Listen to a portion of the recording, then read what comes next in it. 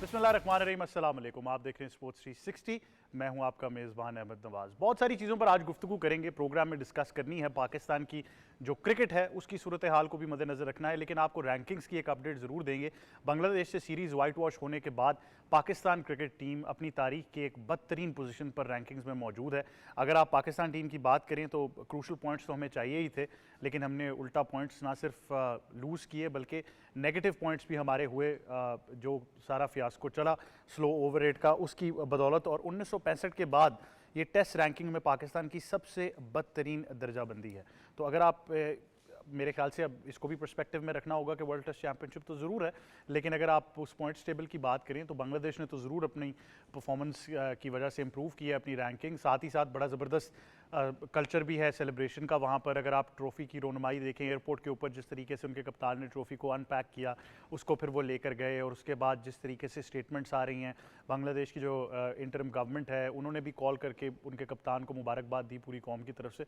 तो मेरे ख्याल से बांग्लादेश के लिए विक्ट्री बहुत आगे जाने वाली है जब आप उनकी क्रिकेट की बात करते हैं। लेकिन पाकिस्तान के लिए एक लम्हा फ़िक्र ज़रूर है जब आप टेस्ट क्रिकेट या किसी भी फॉर्मेट की क्रिकेट की बात करते हैं। जो हालात और जो खबरें पाकिस्तान क्रिकेट से आ रही हैं, कुछ खबरें आपके साथ शामिल भी मैं ज़रूर करूँगा। इसके बाद आपको बताएंगे कि पाकिस्तान क्रिकेट टीम के साबिक टेस्ट कप्तान बाबर आजम जो हैं उनकी परफॉर्मेंस कुछ इतनी बेहतरीन नहीं रही, जिसकी वजह से वो आईसीसी की जो बैटर्स रैंकिंग है उसकी टॉप 10 की पोजीशन से बाहर हो चुके हैं।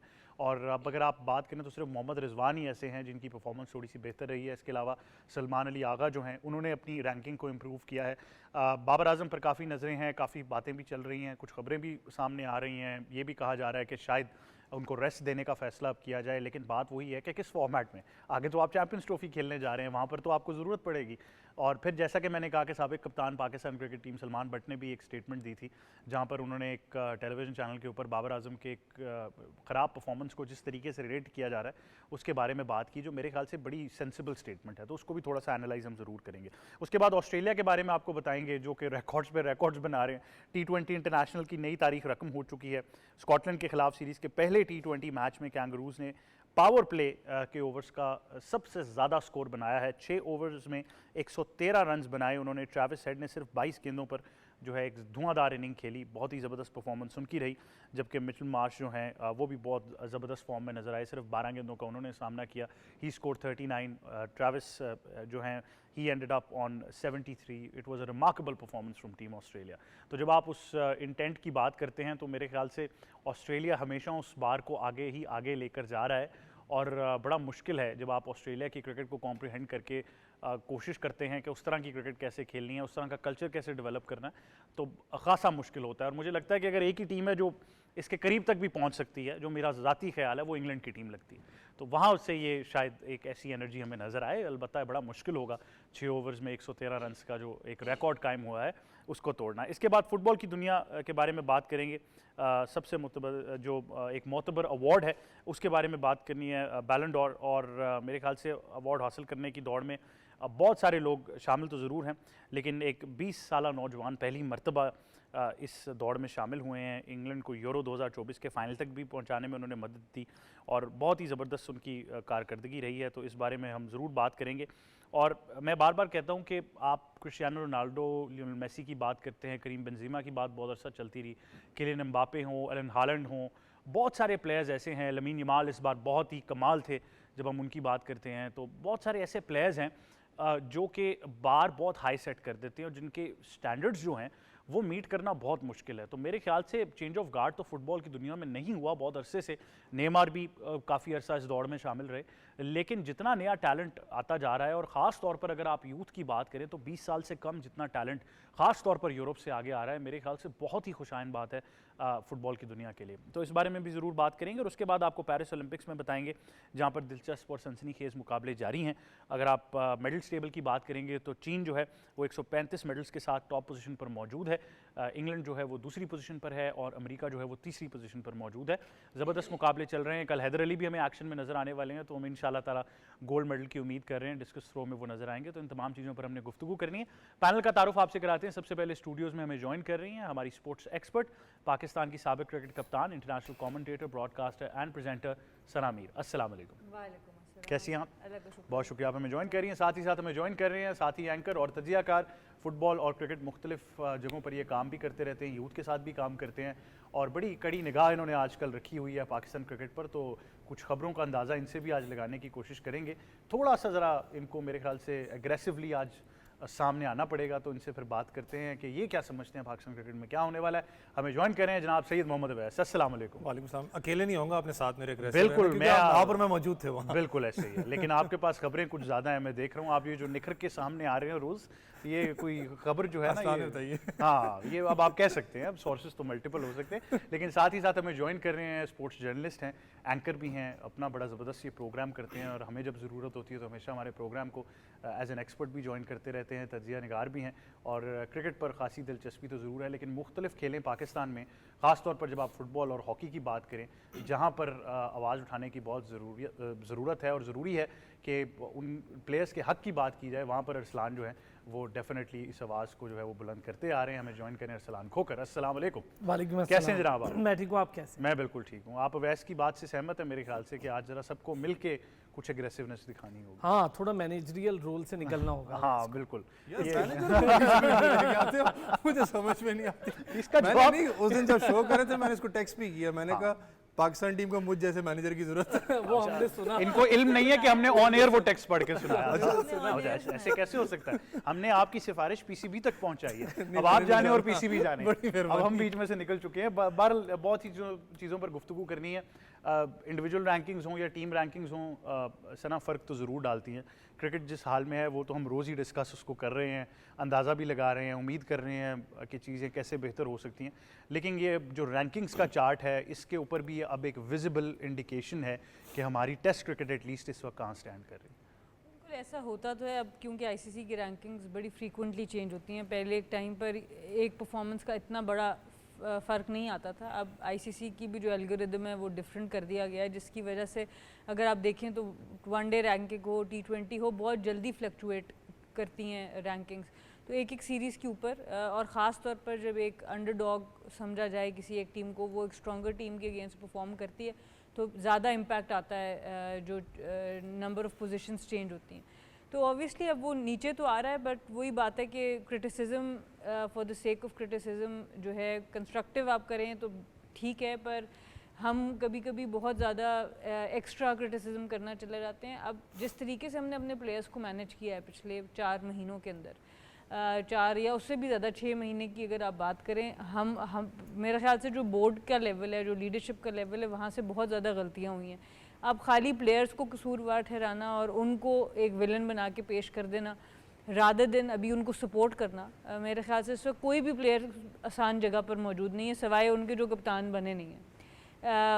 शाहीन की पोजीशन भी बहुत ऑकवर्ड हो चुकी है, बाबर आजम की अपनी पोजीशन बहुत अंडर स्ट्रेस नज़र आ रही है। उनकी जो बॉडी लैंग्वेज है, एक एथलीट की, एक प्लेयर की, बैटर की बॉडी लैंग्वेज, सबसे पहली बात उसका फुटवर्क जाता है और उसकी डिसीजन मेकिंग कम हो जाती है, और वही बाबर आजम के अंदर आपको नज़र आ रहा है, वही शान मसूद के अंदर आपको नज़र आ रहा है। तो जितना भी इस वक्त लीडरशिप पाकिस्तान मेंस टीम में अगर आप देखें तो बहुत ज़्यादा अंडर प्रेशर नज़र। अच्छा, मैं 2 सवाल आपसे पर्टिकुलरली, क्योंकि आपकी गुफ्तगू का ये हिस्सा हैं, तो मैं चाह रहा हूँ कि आप उनको ज़रा एलैबोरेट करते हैं। पहली तो बाबर की, क्योंकि बात हमारा इंडिकेटर बहुत से अरसे से बाबर आजम ही रहा है, और मैं बार बार ये कहता रहा हूँ कि हमने ये सवाल क्यों नहीं उठाया कि बाबर के इर्द गिर्द खिलाड़ी क्या कर रहे थे।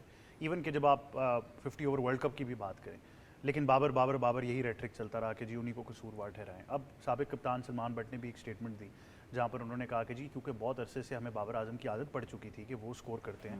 उन्होंने कहा माजी में भी पाकिस्तान के बड़े बड़े लेजेंड्स आउट ऑफ फॉर्म हुए हैं, लेकिन इर्द गिर्द ऐसी टीम थी जो सफाइस कर लेती थी तो सारे बच जाते थे और फिर इन फॉर्म बैटर वापस आ जाते थे, लेकिन बाबर को ऐसी सहूलत नहीं हासिल। हमें ये भी देखना है कि उनके इर्द गिर्द क्या हो रहा है। तो आप इस बात से एग्री करती हैं? और दूसरी बात, मेरी एक क्रिकेट एक्सपर्ट से बात हुई अली गौर से, जिन्होंने ये कहा कि प्लेयर्स को ब्लेम देना ठीक नहीं है, सिर्फ ये प्लेयर्स के साथ जो हुआ है इसके पीछे पूरी एक कहानी है जो हम पहले डिस्कस कर चुके हैं। बिल्कुल, हम हमेशा स्केपगोट्स ढूंढते हैं किसी भी बड़े टूर्नामेंट में, किसी भी हार के बाद। वही वाली बात है, success has many fathers, failures and orphan.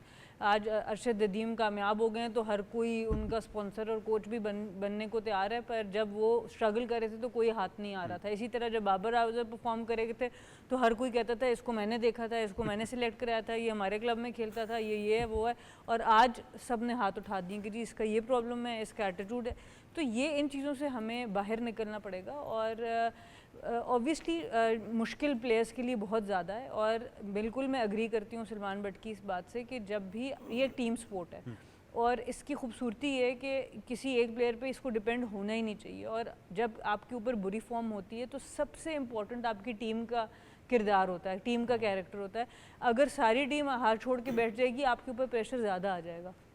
अगर आप 100 करते हैं और आपकी टीम हारती है, मैं आपको सच बताऊं आपको कॉन्फिडेंस नहीं मिलता, पर आपने 20 रन भी बनाए हों और टीम जीत जाती है तो आपको वो 20 रन खटकते नहीं है, क्योंकि आपको पता होता है मैं अगले मैच में फिर परफॉर्म कर दूंगी। तो ये जब हम इस सोच से टीम्स को डेवलप करते हैं और इस सोच से प्लेयर्स भी डेवलप होते हैं तो कभी भी किसी एक पे नहीं आता। अनफॉर्चुनेटली बाबर आजम की टेस्ट क्रिकेट में बड़े अरसे से फॉर्म नीचे जा रही है, उसको हमने इतना ज़्यादा देखा नहीं और उसके साथ हम बहुत सी चेंजेस करते रहे। मेरे हिसाब से आपने असद शफीक की टेस्ट रिटायरमेंट अर्ली करवाई है, अज़हर अली की आपने अर्ली रिटायरमेंट कराई है, अब आपको वो गैप्स फिल करने पड़ रहे हैं, अब आपको मुश्किल आ रही है। ठीक है आपको सऊद शकील मिल गए हैं बट अभी बाकी जगह पर उस तरह की परफॉर्मेंसेस नज़र नहीं आई। वैसे ये बड़ा एक इंटरेस्टिंग सब्जेक्ट है। खाली असद शफीक की अगर मैं बात करूँ तो मैं सना के साथ बिल्कुल सहमत हूँ कि असद शफीक का अब जब गोल्डन पीरियड आया था, क्योंकि बहुत अरसा क्योंकि यूनुस मिसबा ने मिडिल ऑर्डर को ऑक्यूपाई किया, तो अज़हर जिस नंबर पर आते थे मोस्टली सेकंड न्यू बॉल या टेल के साथ खेलना हमने बड़ा कॉमन देखा है, लेकिन उसके बावजूद बड़े अच्छे स्कोर्स कर रहे थे, विकेट रोकना हो। ये वो टाइम आ सकता था जहाँ पर आप कुछ अरसा उनको चलाते, किसी और को साथ डेवलप करते और अपना एक तगड़ा मिडल ऑर्डर जिसको आप कहते हैं उसको तश्कील देते। लेकिन आपने किया क्या, एक तो अर्ली रिटायरमेंट का सवाल हो सकता है, लेकिन साथ ही फिर हम बहुत ईजी हैं, फ़ौरन बोर्ड में भी ले आते हैं ताकि हमारे फैसले भी ज़रा ज़्यादा क्रिटिसाइज़ ना हो। देखिए ये चीज़ तो हमारे पाकिस्तान क्रिकेट बोर्ड का अनफॉर्चुनेट अलमिया है। खाली पाकिस्तान क्रिकेट का नहीं, स्पोर्ट्स हमारी पाकिस्तान के अंदर है कि हमने जब लड़के को थोड़ा सा साइड लाइन लगाना हो ना तो हम उसको क्या कोशिश करते हैं कि उसको क्रिकेट बोर्ड या किसी मैनेजमेंट पोजीशन पे लगाते हैं ताकि वो खामोश रहे, ज़्यादा शोर ना मचे इस चीज़ पे। असद शफीक आपको याद है हमेशा इस बात पर हमने भी जोर दिया, एक साइलेंट हॉर्स साहब का एक वो प्लेयर मौजूद है जो कि परफॉर्म करता है, लेकिन अनफॉर्चुनेटली बड़ा नाम नहीं बनाता किसी भी टीम के अंदर। आपने देखा होगा उसने ऑस्ट्रेलिया के अंदर जो फाइटिंग इनिंग्स खेली थी, अगर मैं गलत नहीं 156 से 157 की थी, बहुत फाइटिंग इनिंग्स थी। मुझे आज भी याद है वो ऑस्ट्रेलिया के खिलाफ जब पूरी आपकी टीम एक साइड से क्रम्बल हुई थी उसने आके सहारा दिया था। बहुत सी ऐसी इनिंग्स उसने खेली है। लेकिन हमारा सबसे बड़ा जो इशू अहमद भाई वो रहा है हमेशा कि हमारा एक लड़का, अगर सपोज आपका सरफराज अहमद है, आज सरफराज अहमद पे बहुत ज़्यादा डिबेट हो रही है, हर जगह आप देखें उनकी कप्तानी को लेके हो रही है। शान मसूद कुछ वो आपको पता है मैच के अंदर शान मसूद से बात भी कर रहे थे, ऑब्वियसली एक सीनियर कैंपेनर अपना वो एक्सपीरियंस शेयर करता है कप्तानी का, उनके ऊपर बात हो रही है। लेकिन सरफराज अहमद को जिस वक्त आपने हटाया था, क्या उसके माइंडसेट के साथ दूसरा कोई प्लेयर उसके दिमाग बनाया था कि तुम कल को कप्तान हो सकते हो, तुमने लीड करना है, क्योंकि उसके साथ वो ग्रूम होता है। वीरेंद्र से अपना धोनी के साथ आपको याद हो विराट कोहली ग्रूम होता रहा है, उसके बाद रोहित शर्मा ग्रूम होता रहा है, विराट कोहली अंडर 90 से ग्रूम होकर इंडियन टीम के अंदर आया। हमारा ये माइंडसेट नहीं होता। फिर सबसे बड़ा हमारा जो अलमिया यहाँ पर ये रहता है कि जो कप्तान है, आप तो टीम की बात कर रहे हैं ना, मैं इस चीज़ पे एग्री करता हूँ, कप्तान जो बात कर रही हैं, बाबर आजम की बात कर लो, हमने जितना अरसा अभी तक क्रिकेट देखी है, लिटरली पाकिस्तान के अंदर सबसे बड़ा स्टार हमने बाबर आजम को बनाया है और वो है, वो परफॉर्म करते हुए आए हैं। लेकिन शायद दूसरे एंड पे हम ये भी भूल जाते हैं वो इंसान है, उसका डाउनफॉल भी आएगा, उस डाउनफॉल को कैसे उसको बचा के रखना है, हमारे पास बैकअप प्लान नहीं होता। क्योंकि जिस वक्त उसका डाउनफॉल आता है ना तो पूरी की पूरी टीम परफॉर्म नहीं करती, वो सारा प्रेशर उस लड़के के ऊपर आता है क्योंकि वो बड़ा नाम होता है, उसके ऊपर पूरी दुनिया की नज़रें होती हैं, वो साइकोलॉजिकल इफेक्ट करता है उसको, और वो साइकोलॉजिकल फाइट करके वापस आना आसान चीज़ नहीं है। याद हो जो विराट कोहली की हम बात करते थे कि वापस नहीं आएगा टीम के अंदर, आपको कहीं ना कहीं उस चीज़ को निकालना है। यहाँ पर जितना सारा मामला जो हमने किया पाकिस्तान क्रिकेट बोर्ड के अंदर, उसका कसूरवार मैं यहाँ पर बैठा हूँ, मैं भी हूँगा, आप भी होंगे। किस सेंस में? हमने सिर्फ उन्हीं का नाम लिया, बाबर आजम का, कि बाबर आजम है, शाहीन शाह अफरीदी है, उन लड़कों को हमने कभी टच नहीं किया जो लड़के परफॉर्म करते हैं। लोग आप इस हद तक हैं कि वो कहते हैं जी बाबर ने ट्वीट किया था तो अब कोहली भी शायद वापस ट्वीट करेंगे। लेकिन बात देखी है कि हम ये भूल जाते हैं कि कोहली के साथ उस वक्त भी बोर्ड मौजूद था, उनको उस तरीके से क्रिटिसाइज़ नहीं किया गया जिस तरीके से पाकिस्तान में प्लेयर्स को क्रिटिसाइज़ किया जाता है। और इवन दो कि थोड़ी सी अनबन टीम में भी थी, बट वो सैंक्टिटी टीम की जो है बरकरार रखी। कह रहे हैं भाई कोहली का तो चलो एक केस परफॉर्मेंस का था, सबसे बड़ा एग्जाम्पल आपको याद हो जो उनके विकेट कीपर बैट्समैन है, पांट की बात करूँ, इंजर्ड थे, जिस हालात से बिल्कुल एक्सीडेंट हुआ, कहा कि शायद वापस ही नहीं आएंगे। हैट्स ऑफ, देखो जो अच्छी चीज़ें बोलनी पड़ेगी आपको, hats off to the specifically to the IPL team, उनको कैरी ऑन किया, उनका कॉन्ट्रैक्ट जो भी था उनको देखा। इंडियन टीम का जो रिहैबिलिटेशन था आपके सामने, वो लड़का वर्ल्ड कप भी खेल के गया, परफॉर्म भी करके गया, बैकअप प्लान्स होते हैं। हमारे यहाँ मसला ये है कि एनसीए के अंदर आप चले जाओ। आज मैं स्टोरी इस चीज़ पे शेयर करना चाहूँगा, मैं नाम उस बंदे का नहीं लूँगा, जो साइड आर्म बेचारे जो अपना करवाते हैं, जो नॉकिंग करवाते हैं, उसकी टांग टूटी है।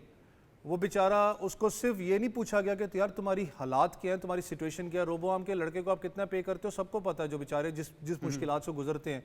उसको यहाँ तक नहीं पूछा जाता कि यार तुम्हें किसी चीज़ की सपोर्ट की ज़रूरत है। वो 6 महीने के बाद वापस गया तो सिर्फ इतना पूछा गया, हाँ ठीक है, किसी चीज़ की ज़रूरत तो नहीं। वो 6 महीने का गैप बेचारे का कहाँ गया? 6 महीने जो साइकोलॉजिकल प्रेशर से गुजरा है, ये चीज़ गुजरती है क्रिकेट के अंदर। हमें सिर्फ नज़र आती है मेन स्ट्रीम क्रिकेट नज़र आती है। आप थोड़ा सा पीछे चले जाओ ना, खुदा के, आप खुद क्लब क्रिकेट खेलते हो यार, आप क्लब क्रिकेटर्स से बात कर लो, आप अंडर 19 के लड़कों से बात करो। मैं अंडर 19 पे क्यों जोर देता हूँ, उनके साथ काम करते हैं। नहीं, लेकिन इस वो वाले रोते हैं पर्टिकुलर लड़के केस सारे। में मेरे ख्याल से कसूर हमारा भी है। हमें 6 महीने मैंने पहले कहा ना, बताना- हमारा कसूर है हमें इस 6 चीज़ महीने पहले बोलना चाहिए था इस प्लेयर के, मतलब जिसकी बात आप कर रहे हैं। मतलब हमें भी 6 महीने बाद अगर पता चल रहा है तो ये खैर सिस्टम की निशानदेही करता है। बट अरसलान, अब क्योंकि उन्होंने ऋषभ पंत का जो ही जिक्र किया तो मेरे माइंड में आया कि हमने भी स्ट्रैटेजी रखी थी कि जो ही आबिद अली फिटनेस सर्टिफिकेट लेकर आए, हमने कहा नहीं ज़रूरत, तो बहुत ईजी था हमारे लिए। इससे भी ज़्यादा एक अहम बात, 2 नाम लिए मैम ने, एक तो अजहर अली रिटायरमेंट, फिर असद शफी। इसके बाद एक और प्लेयर था जो बाबर आजम के गिर्द मिडल ऑर्डर का रोल बहुत अच्छा प्ले कर सकता था। थोड़ी सी इंजरीज और थोड़ी सी अना की भेंट चढ़ गया हारिस सोहेल। हारिस सोहेल को ऐसा इग्नोर किया कि उसको टीम में आने से, सिर्फ वो एक रीज़न बलूचिस्तान वाली लड़ाई, वो टीम में आने से उसको रोक दिया। अच्छा, वो बहुत अच्छा तगड़ा प्लेयर था, टेस्ट भी बहुत अच्छा खेलता था, वनडे भी बहुत अच्छा खेलता था, बॉलिंग बहुत अच्छी करता था, बिल्कुल ठीक लड़का था। हमने वो उसको इतना बना देते हैं, इसका एटीट्यूड ऐसा, तो ये भाई उसकी इंजरी प्रॉब्लम थी, ठीक करा लेते यार, ले आते कुछ अर्सा तो किसी को रिलीफ। अच्छा, मज़े की बात है, उनके बारे में जब बहुत ज़्यादा सवाल बोर्ड से किया गया तो उस वक्त के जो ओहदेदार थे, जिनका मैं अब नाम पता नहीं लेना, मेरे ख्याल से नहीं अप्रोप्रिएट, क्योंकि पता नहीं वो बोर्ड में हैं भी अब कि नहीं है, लेकिन वो उनके पर्सनल साइकोलॉजिकल मामलात को डिस्कस करके कहते थे कि हम इसलिए नहीं खिला रहे। मैं यही तो बात बता रहा हूँ। हाँ, मैं यही वही बात का जिक्र कर रहा हूँ कि उसको जो उसके ऊपर स्टिग्मा लगा दिया ना, वो यही लगा दिया। देखें जी, आप उसकी यार टेस्ट की एवरेज देखें, आप उसकी वनडे की देखें, सब छोड़े फर्स्ट क्लास की देखें। जिस टीम में उस बेचारे को लड़वाया गया, ज़बरदस्ती का एक बंदे को हीरो बना दिया गया, कोच साहब सब हीरो, उस टीम में वो अकेला परफॉर्मर था। इतने प्रेशर के बावजूद वो टीम फाइनल खेली। इतना बड़ा परफॉर्मर होता है वो, आप उसको कहते हैं यार। और वो मिडल ऑर्डर का मुझे एक प्लेयर बता, आपका सऊद शकील उसके कैलिबर को मैच नहीं करता, सलमान अली आगा उसके कैलिबर को मैच नहीं करता, वो इंटरनेशनल स्टैंडर्ड का प्लेयर। सऊद शकील बहुत अच्छा प्लेयर है, अभी ग्रूम होना बहुत ज़रूरी है। सेकंड इनिंग होती है ना टेस्ट की, जिस भी टाइम पे वो हम वहाँ फारिग हो जाते हैं, वहाँ करो ना स्कोर, वहाँ इवन मेरे ख्याल से बड़ा पर्टिनेंट हो गया कि जी स्पिनर का प्लेयर है, आपको सामने नजर आ गया। अब सबसे बड़ा पता क्या मौका है अहमद, अभी चैंपियंस वनडे कप हो रहा है, चैंपियंस लीग का पहला पार्ट हो रहा है, फैसलाबाद में शुरू हो रहा है। अब वो एक हमारे यहाँ बड़ा मसला है ना, PR गम। अभी पहले से आप उड़ा दें कि बाबर आजम ने जी मना कर दिया कैप्टनसी लेने से, बाबर आजम नहीं आ रहे स्टॉलियंस की कैप्टनसी, भाई नहीं आ रहे ना आए, ये आप उड़ाकर एक तो पहले हीरोइक एक सिंबल दे देते हैं ना यार, ये होने जा रहा है। भाई बाबर ने तो, भाई बाबर ने अगर वहाँ मना कर दिया, यहाँ कर देना मना, यहाँ तो मना नहीं कर रहा। अच्छा, खबर एक और भी आ जाइए, आप मेरे ख्याल से तस्दीक कर देंगे कि शबीर अहमद ने भी अपने ओहदे से इस्तीफा बिल्कुल दे दिया। शबीर साहब से सुबह बात हुई, तो इसी पर पहले बात हुई थी, क्योंकि मैंने सोशल मीडिया पर देखा तो मैंने उठ के उनसे पूछा। उन्होंने कहा यार सिस्टम में चलना थोड़ा मुश्किल है, और उस जैसे बंदे का वाकई चलना मुश्किल है जो बोल देता है कोई भी बात, और वो थोड़ा सादा सा आदमी, उसकी अपनी एकेडमी बड़ी अच्छी चल रही है, वो उस पर पूरा फोकस है। मज़े की बात है, उसकी एकेडमी का एक बॉलर है जो मैम 150 कर रहा है। अब वो लड़का अंडर 19 भी खेलने के लिए उसको तैयारी कर, वो कह रहा है मैंने उसको पहले से कह दिया भाई मौका मिलता है ठीक है, नहीं मिलता मेरी तरफ से तुम्हें इजाज़त है, तुम बाहर चले, तो क्या करें, वो भी ठीक है। मैं आपसे कह रहा हूँ, अभी वनडे कप हो रहा है ना, इसमें आप देखें, आपने 150 प्लेयर्स तक फिर दोबारा इसको छोटा सा कर दिया। बिल्कुल चलें 150 प्लेयर कर, उसमें रिटायर भी खेल रहे होंगे, उसमें आपके 80 प्लेइंग मेंटोर्स भी हैं उसमें। जी, और उसको तो मेंटोर बनाया ही इसीलिए ना कि आपने उसको एक वो दे दिया है कि बस आहिस्ता तो आप आहिस्ता कप्तानी करा लेते, आपको मेंटोर लाजमी बनाना था।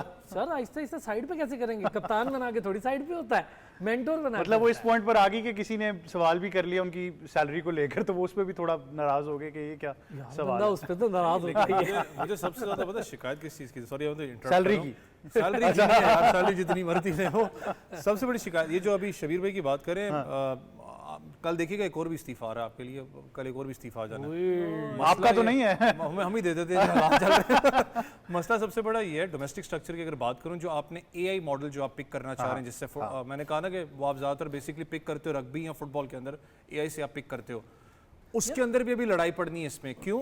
वो ठीक है सॉफ्टवेयर है, वो टॉप परफॉर्मर्स को आप स्ट्रीमलाइन करते हो कि ये लड़के टॉप परफॉर्मर्स हैं, 1-2 साल जो उनसे डोमेस्टिक में खेला हुआ है उनको पुल इन करते हो, बॉलर्स को करते हो, यंगस्टर्स का एक अलग अलग आप गैप बनाते हो, उसमें से उसने पिक करना है। उसमें भी अभी देखिएगा शोर पता है क्या मचना है कि मैंने परफॉर्म किया था, मुझे क्यों नहीं पिक किया गया। कोई सीनियर प्लेयर भी ऐसा होगा जो शायद एआई की वजह से मिस होगा। बिल्कुल। अच्छा असलान, आप इसमें कुछ ऐड करना चाह रहे हैं? मैं यार एआई से पहले आपके पास एक सॉफ्टवेयर ऑलरेडी मौजूद है, ठीक है, वो आपके बड़े बड़े चैंपियंस मैनेजर्स पीएसएल में आपको एक से एक सॉफ्टवेयर एनालिस्ट आपको बैठा वो करता दिखाई देता है।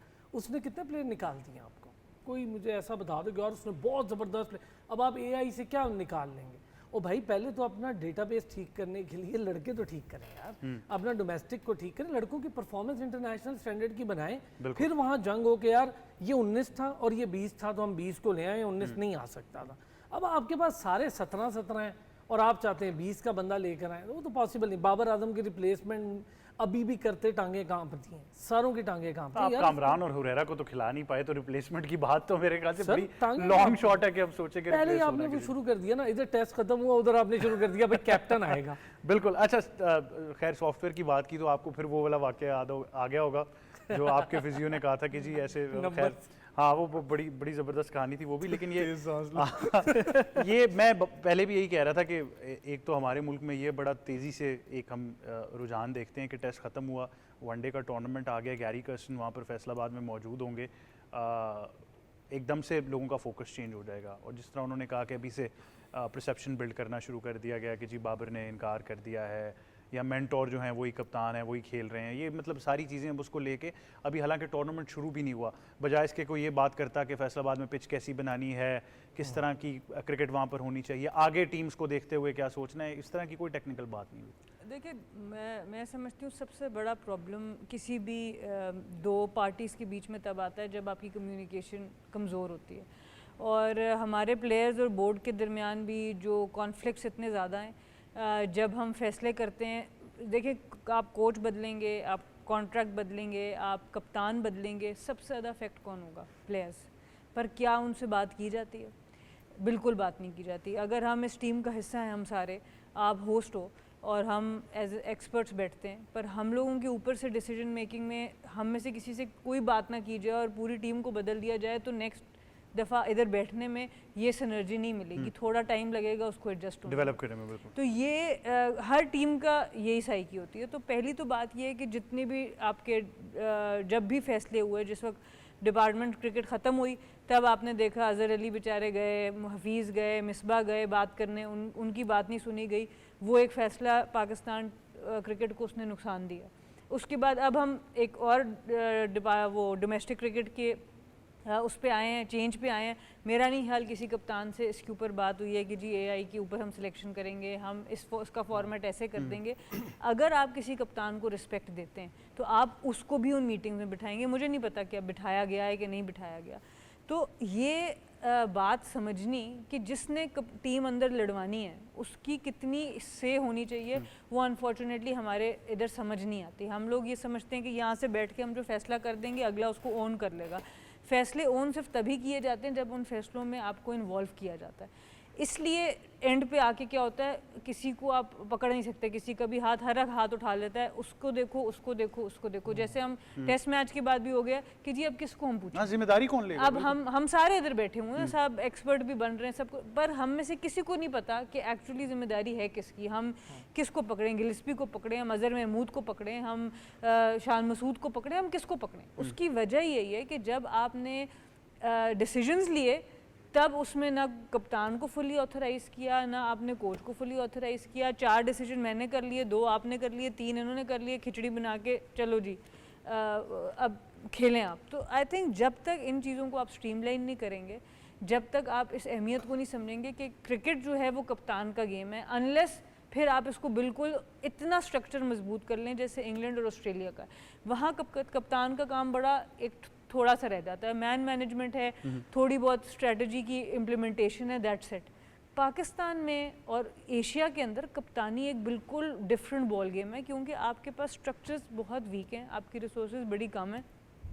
आप अभी भी मैं कुछ स्टैट्स हैं वो कॉन्फिडेंशियल होते हैं जब हम लोग वर्ल्ड क्रिकेटर्स एसोसिएशन में बैठते हैं, मैं हैरान हूँ जो बजट हमारा प्लेयर्स तक पहुँचता है, मैं उनको एग्जैक्टली इधर बता नहीं सकती। हम अभी भी कहते हैं हमारे क्रिकेटर्स को बड़ा मिलता है बेहतर मिलता है, आदमियों को तो बहुत अच्छा मिलता है लड़कियों की निस्बत, पर जब आप इंटरनेशनली कंपेयर करते हैं हमारे होश गुम जाते हैं कि इंडियंस को क्या मिल रहा है, ऑस्ट्रेलियंस को क्या मिल रहा है, सबसे अंडरपेड हम लोग आते हैं। तो बात ये कि वो फ्रस्ट्रेशन होगी, और अगर हम इधर बिठा के अब डांट डूट के समझेंगे कि प्लेयर्स वापस पाकिस्तान की जान मारने के लिए खेलेंगे, तो बस हम एक ख्वाब ही देख रहे हैं। बिल्कुल, मैंने ब्रेक पर जाना है, बट उससे पहले मैं सलाना आपसे एक बहुत अहम सवाल कर लेता हूँ कि देखें, सवाल वही होता है कि मैंने कल भी किसी से कहा कि कब आखिरी दफ़ा था कि आपने इंडिया में देखा हो कि मुख्तलिफ फॉर्मेट्स के मुख्तलिफ कप्तान थे। उन्होंने पहले धोनी से एक मॉडल चलाया, फिर कोहली को लेकर आए, फिर रोहित शर्मा का प्रेशर आया, उनको कप्तान बना के ऑटोनॉमी दी।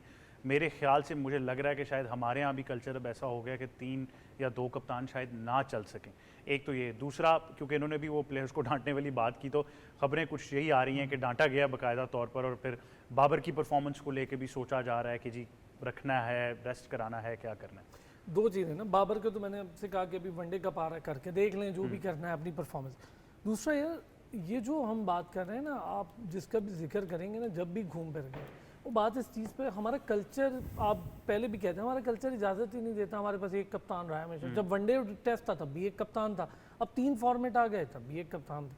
सबसे ज़्यादा कामयाब कप्तान तीनों फॉर्मेट का सरफराज था, तीनों फॉर्मेट का। एक बंदा 3 फॉर्मेट चला रहा था, तो आप चला सकते हैं और चलाना भी पड़ेगा। आपको पता है कि यार ज़्यादातर लड़के, मतलब 7 से 8 लड़के वो हैं जो तीनों फॉर्मेट खेलेंगे ना, और वही 7-8 लड़कों में से आपने सब में ये कह दिया भी तुम भी कप्तान बन जाओगे एक दिन, तुम भी बनोगे, तो 7 कप्तान एक साथ नहीं खिला सकते। एम्पावर करें एक बंदे को, जो आप करने जा रहे हैं, वैसे भी अभी करने जा रहे हैं, तो आप एक एम्पावर कर दें और सबके कान में एक फूंक मार दें कि भाई ये कप्तान है, नहीं खेलोगे आप बाहर चले जाओगे, हम ले आएंगे किसी को, कप्तान नहीं जाएगा। लेकिन बात वही है, जब चीज़ सही चल रही है तो मैं क्यों चलने दूँ, मैं तो पाकिस्तान क्रिकेट हूँ, तो मैंने छेड़ना तो लाजमी है, तो छेड़ना तो लाजमी है। लेकिन एक छोटे से वक्फे की तरफ जाते हैं, वापस आएंगे, गुफ्तगू जारी रखेंगे, देखते रहिए स्पोर्ट्स 360।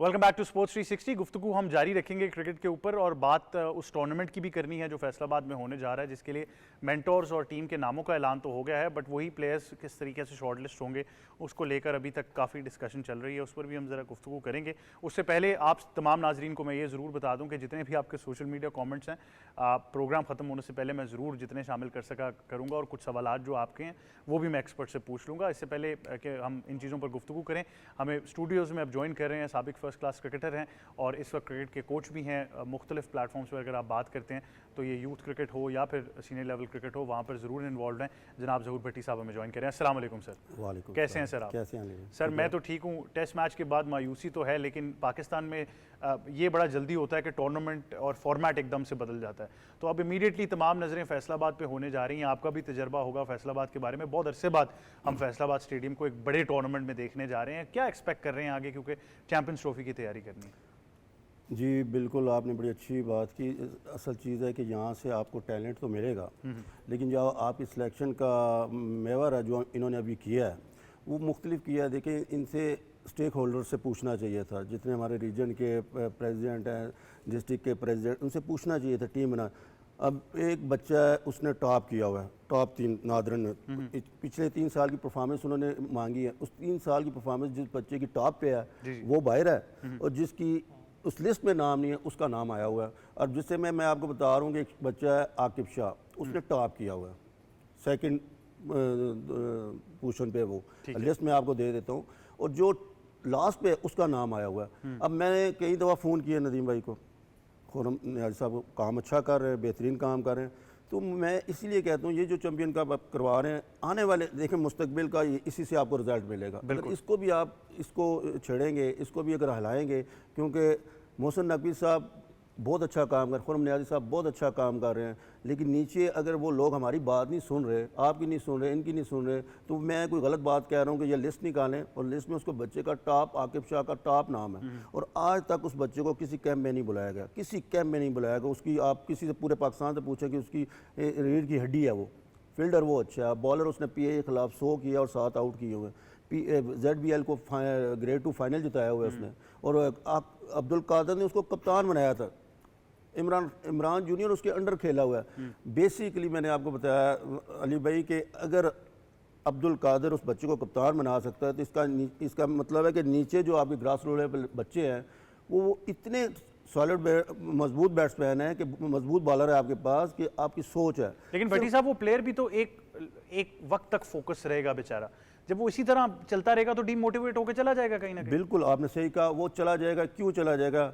देखिए इस पे काम करने की ज़रूरत है। मैं खुदारा आपसे रिक्वेस्ट करता हूँ, आपके चैनल के आपके हम इस हाथ जोड़ के कहते हैं, खुदारा नीचे से आप उन लोगों को लेके आए जो बाबे ग्राउंड में होते थे वो सिलेक्ट करते थे, बाबे काम करते थे, वो लोग आपने भगा दिए, आपने एक जेंटलमैन लोगों को बिठा दिया, बिठा के उनसे सिलेक्शन करवाते हैं। उन्हें क्या पता आप कौन है, मैं कौन हूँ, वो कौन है। देखिए नीचे आपके पास बहुत टैलेंट है, बहुत टैलेंट है, सिर्फ आप उसकी नीयत अच्छी करेंगे।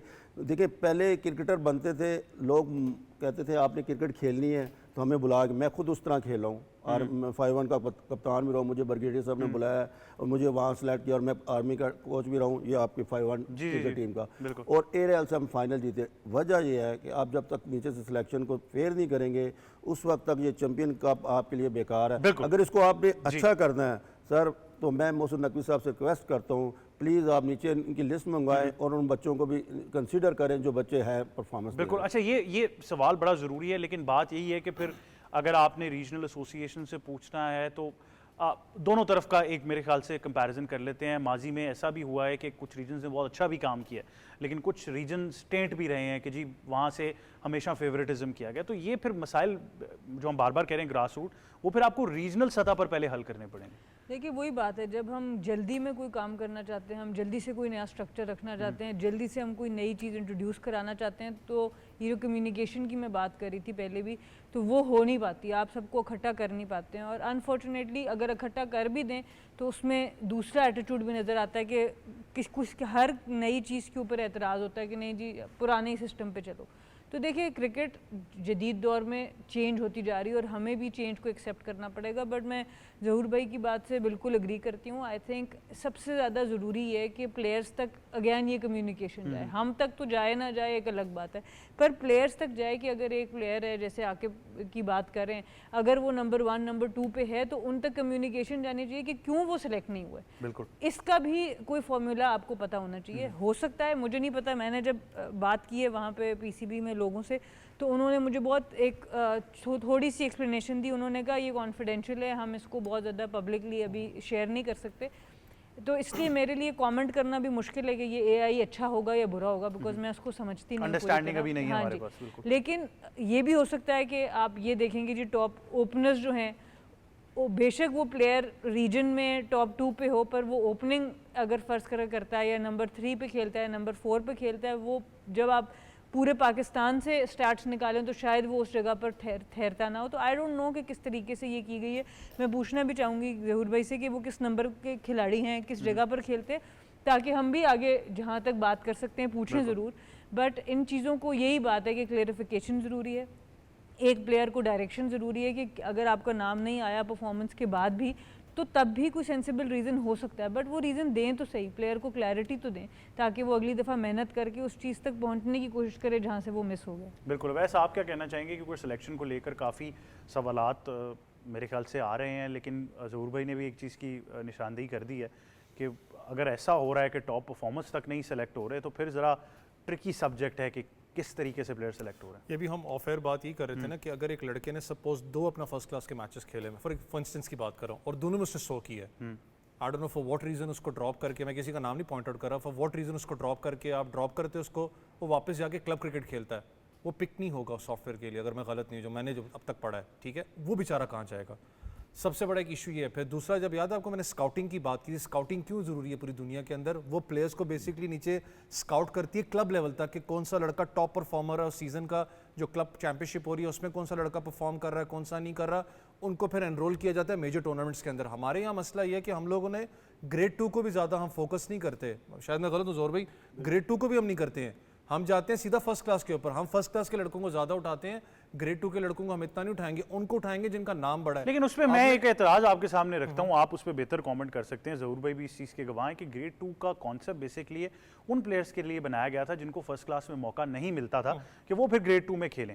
हमारे यहाँ पर या तो वो फर्स्ट क्लास ही प्लेयर ग्रेड 2 खेल रहा होता था, या फिर जो अभी हाल ही में मैंने देखा है कि ऐसी कॉर्पोरेट एंटिटीज ने ग्रेड 2 की अगर आप मेंबरशिप कहना चाहें, रजिस्ट्रेशन कहना चाहें, ऐसी एंटिटीज ने टीम खरीदी हैं। और मैं ये कहते हुए बड़ा मेरे ख्याल से कॉशियस होता हूं, क्योंकि बड़ा, और I would say this with full authority, मैं ओन करता हूं उस चीज़ को कि यहाँ तक भी हुआ कि पसंदीदा प्लेयर्स को, क्योंकि टीम ओन मैं करता हूं तो मैं अपने मर्जी के प्लेयर को खिलाऊंगा, या मैं किसी प्लेयर को किसी ऐसी भी ग्रेड 2 की टीम से कहा गया कि ये A to Z अमाउंट है, इसके ऊपर हम आपको इतने मैचेस खिला देते हैं। ये मैं आपको ऑन रिकॉर्ड ये बात आपकी जो बात है, मैं इससे इस चीज़ पे सेकंड भी करता हूँ। जहाँ पर आपका लीग स्ट्रक्चर पे नहीं जा रहा मैं, जहाँ पर आपका टीम ऑनर की बात आ जाती है ना, ये चीज़ें होती हैं टीम्स के अंदर, ऑनर की लाइकिंग डिसलाइकिंग बड़ी मैटर करती है। बेशक आपका क्या, जो अब हम बात करें इंटरनेशनल लेवल्स के ऊपर जाके कप्तान को अपना एम्पावर करना है, हमने कोच को एम्पावर करना है कि डिसीजन ले, क्योंकि उसने टीम जिता के देनी है। लेकिन कहीं ना कहीं वो बड़ा एक मसला क्रिएट होता है कि जब ऑनर की बात करूँ उसकी बीच में आती है ना कि यार इसको नहीं रखना, इसको रखना है, बेशक उसकी परफॉर्मेंस जो मर्जी है, मेरी टीम है, तब जाके डिस्टर्बेंस आपकी पैदा होती है। सबसे बड़ा एग्जांपल, अहमद भाई आप खुद क्लब क्रिकेट खेलते हो, क्लब्स के अंदर आप जाओ ना, अंडर 9 जो क्लब आर्म से हो रहे थे, सीमेंट की, चलो विकेट्स की बात करता हूँ, ये जितने हमारे इंटरनेशनल प्लेयर्स हैं सारे के सारे क्लब क्रिकेट तो अपने गाँव से खेल के आए हुए हैं ना। आप जाके गाँव के देहात के किसी क्लब क्रिकेट के अंदर जाके खेलो ना, कोई लड़का पाकिस्तान खेल के अंडर 19 ताज़ा, और उसको क्लब क्रिकेट की टीम के खिलाफ खिलाओ, वो पता लड़के कैसे खेलते हैं उसको, वो प्रॉपर कॉन्फिडेंस से क्यों खेलते हैं, वो बताते हैं कि हम भी किसी से कम नहीं है, और लिटरली होता रहा है। अब वहाँ से लड़के आपको पिक करने होते हैं क्लब क्रिकेट से। हमारा सबसे बड़ा जो कसूर है, आप जहाँ पर कहते हैं रीजनल से अपना जो हेड्स बैठे हैं वो कसूरवार हैं, आपके क्लब एसोसिएशन वाले सबसे ज़्यादा कसूरवार हैं। वो लड़के को ऊपर नहीं आने देते, वो करते हैं 1-2 मैचेस में परफॉर्म करता है, उसकी उस्ताजी से बनती नहीं, उस्ताजी कहते हैं चल नहीं ये बोरिया बिस्तरा पकड़ो मेरा बेटा जाए यहाँ से, वो बेचारा आगे जब किसी और क्लब के अंदर जाने लगता है उसको कॉल की जाती है, इसको पिक नहीं करना तुमने, अगर तुमने पिक किया तेरी मेरी खराब हो जाएगी। यार ये कॉन्सेप्ट खत्म करना पड़ेगा, तब जाके आपके लड़के बनते हैं, तब जाके लड़के आपके स्टे करेंगे। बिल्कुल यही मेरे ख्याल से अलमिया चलता रहेगा। लेकिन ज़हूर साहब, अवैस, सना, आपका बहुत शुक्रिया कि आप हमें ज्वाइन कर रहे थे। हमारे पास इतना ही वक्त था, लेकिन आप तमाम लोग जो हमें PTV स्पोर्ट्स ऑफिशियल की मुनासबत से फेसबुक लाइव पर ज्वाइन कर रहे थे, आपका बहुत शुक्रिया। इसमें ज़तीउर रहमान हैं, यूनुस बंगश हैं, अशरफ खान, मोहम्मद दानिश सरदार, अमजद अली, मोहम्मद लाशारी और मोहम्मद अजीम खान, बहुत शुक्रिया कि आप प्रोग्राम के साथ जुड़े थे। और आपके में से कुछ लोगों के सवालात भी हैं, वो डेफिनेटली जैसा मैंने कहा पाकिस्तान क्रिकेट से जुड़े हैं, मोस्टली वो सवालात एड्रेस हो गए हैं, लेकिन जो रह गए हैं उनको हम प्रोग्राम का हिस्सा दोबारा बनाएंगे। और इसके अलावा एक साहब हैं जी आमिर हसन, उनकी सालगिरह है, तो आमिर आपको बहुत मुबारक हो हम सबकी तरफ से, स्पोर्ट्स 360 और PTV न्यूज़ की जानिब से सालगिरह आपको मुबारक हो। एंजॉय कीजिए और खुशी के साथ अपना दिन मनाइए। तो ये आज का स्पोर्ट्स 360 था। आपसे जब अगली दफ़ा मुलाकात होगी तो कुछ सिलेक्शन को लेकर स्टैट्स भी शामिल करेंगे। मुझे और टीम को दीजिए इजाज़त। अल्लाह हाफ़िज़।